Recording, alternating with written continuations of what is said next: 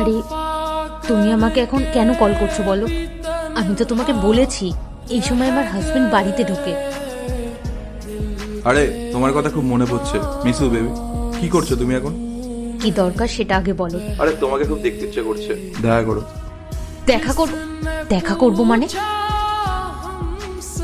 তুমি একবার দেখেছো কটা বাজে এখন? রাত হয়ে গেছে। এই সময় রাহুল বাড়ি ফেরে। যদি একবার রাহুল জানতে পারে কি হবে একবার ভেবে দেখেছো তুমি? আরে রাত হয়ে গেছে তো কি হয়েছে? এই টাইমে তো তুমি আমি কত দেখা করেছি। আর সবসময় হাজবেন্ড হাজবেন্ড কেন করে বলো তো? রাজীব আমার বিয়ে হয়ে গেছে। আগে একরকম সিচুয়েশন ছিল, এখন সিচুয়েশনটা পাল্টেছে। তুমি একটু বোঝার চেষ্টা করো। এই শোনো, আমি যখন বলেছি দেখা করব তার মানে দেখা করবই। আর না দেখা করলে তো বুঝতে পারছো কি হতে পারে। ঠিক আছে, কোথায় আছো তুমি? আরে এই তো তোমার বাড়ির নিচেই দাঁড়িয়ে আছি, তাড়াতাড়ি চলে আসো। রাখলাম। কি মানে? Hello hello hello.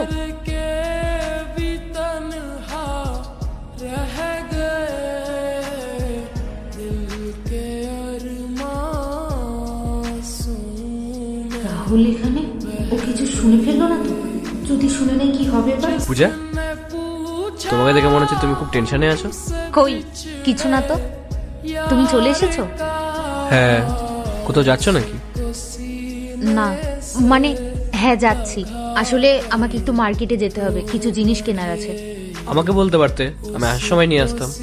না না, তুমি পারবে না, আমাকেই যেতে হবে। আসছি আমি। হ্যাঁ সাবধানে যেও আর তাড়াতাড়ি চলে এসো।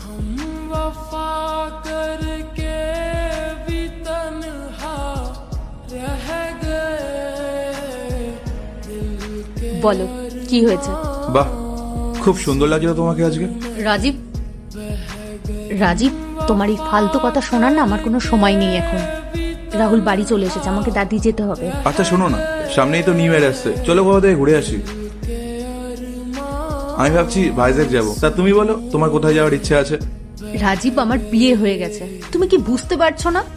আর শোনো, আমি তোমাকে শুধু বন্ধু ভাবি, এর থেকে আর কিচ্ছু না। শোনো পূজা, আমি তোমাকে ভালোবাসি, আমি তোমাকে বিয়ে করতে চাই, তাই জন্য তোমাকে আমি এত হেল্প করেছি। আর তুমি বলছো তুমি শুধু আমাকে বন্ধু ভাবো?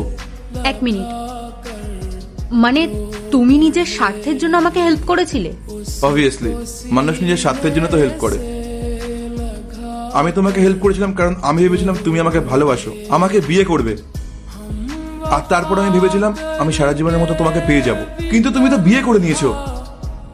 কিন্তু তাতে আমার কোনো সমস্যা নেই। তুমি যদি চাও তাহলে তুমি এখন আমাকে বিয়ে করতে পারো। তোমার মাথাটা না পুরো খারাপ হয়ে গেছে। কি সব বলে যাচ্ছ তখন থেকে? এটা সম্ভব নয়। ঠিক আছে, তুমি যখন বিয়ে করবেই না তাহলে একটা কাজ করো, যে টাকাটা আমি তোমাকে দিয়েছিলাম সেই টাকাটা আমাকে ফেরত দিয়ে দাও। এখন আমি এতগুলো টাকা কোথা থেকে পাবো রাজীব? তুমি আমাকে 2 সপ্তাহ সময় দাও, আমি তোমাকে পুরো টাকাটাই রিটার্ন করে দেবো। এই শোনো, আমার কাছে তো টাইম নেই, আমার টাকাটা আমার এখনই লাগবে। আর তুমি যদি না দাও তাহলে তোমার হাজবেন্ডের কাছে গিয়ে আমি এখনই বলে দেবো। এবার বলো, তুমি যাবে না আমি যাবো? যাচ্ছি। তাড়াতাড়ি, আমাকে এক্ষুনি বেরোতে হবে।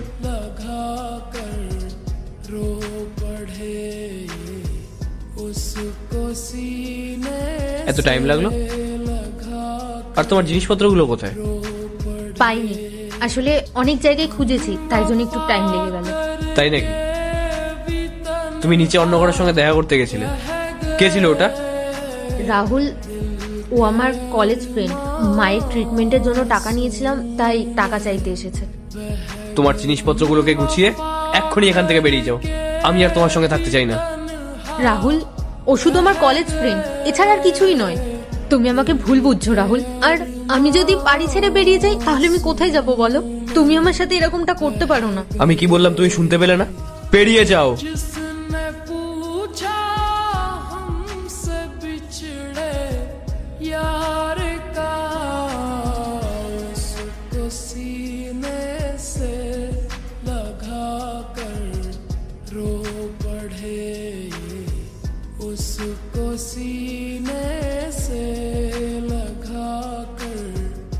এরপর কি হলো সেইটা দেখার আগে এই দুইটা ছবির ভিতর থেকে যে কোনো একটা ছবিকে ভালোবেসে থাকে ভিডিওতে লাইক করে চ্যানেলটি সাবস্ক্রাইব করে দাও। আর যদি না করো তাহলে আমি বলবো তোমরা ছবি দুইটাকে ভালোবাসো না। আর কমেন্টে লিখে দাও আমি। আরে দাঁড়াও দাঁড়াও, আমার টাকা না দিয়ে ট্রলি নিয়ে কোথায় যাচ্ছ? হাজবেন্ড কি বাড়ি থেকে তাড়িয়ে দিল নাকি? তুমি এখানে এসে একদমই ঠিক করোনি। এই শোনো, আমি ঠিক করেছি না ভুল করেছি তোমাকে দেখতে হবে না। চুপচাপ যাও আর বরের থেকে আমার টাকাটা নিয়ে আসো। দেখো রাজীব, আমি ওর কাছ থেকে কোনো টাকা আনতে পারবো না। আনতে পারবে না? তাহলে চলো, আমাকে বিয়ে করবে। আমি খুব ভালো করেই জানি কিভাবে টাকা আদায় করতে হয়। চলো আমার সাথে, চলো চলো। ছাড়ো ওর হাত। আচ্ছা, তাহলে তুমি ওর স্বামী? হ্যাঁ, বলো কি দরকার? এই যে তোমার ওয়াইফ আমার থেকে 4 লাখ টাকা ধার নিয়েছিল, কিন্তু আজকাল করতে করতে এখনো পর্যন্ত দেয়নি। এই নাও তোমার 4 লাখ টাকা, আর যাও এখান থেকে। টাকা যখন দেয়ারই ছিল তাহলে তো নাটক করার কি ছিল?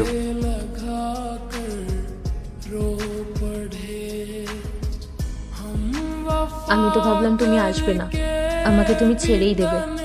আমি এটা দেখতে চেয়েছিলাম যে তুমি ওর সাথে চলে যাও নাকি আমার সাথে থাকো। আমি তো তোমাকে ভালোবাসি রাহুল, তাহলে ওর সাথে আমি কি করে যেতে পারতাম বলো? ও শুধু আমার ভালো বন্ধু, তাছাড়া ওকে নিয়ে আমি কিছুই ভাবতাম না।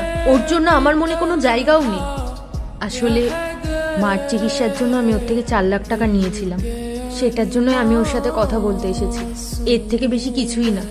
আচ্ছা শোনো, ইন ফিউচার যদি তোমার এরকম কোনো সমস্যা হয় তাহলে সবার আগে আমাকে জানাবে। আর আশা করি তুমি আমার থেকে আর কোনোদিনও কোনো কিছু লুকাবে না। আমি তোমাকে প্রমিস করছি রাহুল, আর কোনোদিন আমি তোমার থেকে কিছু লুকাবো না। চলো তাহলে যাওয়া যাক। হুম।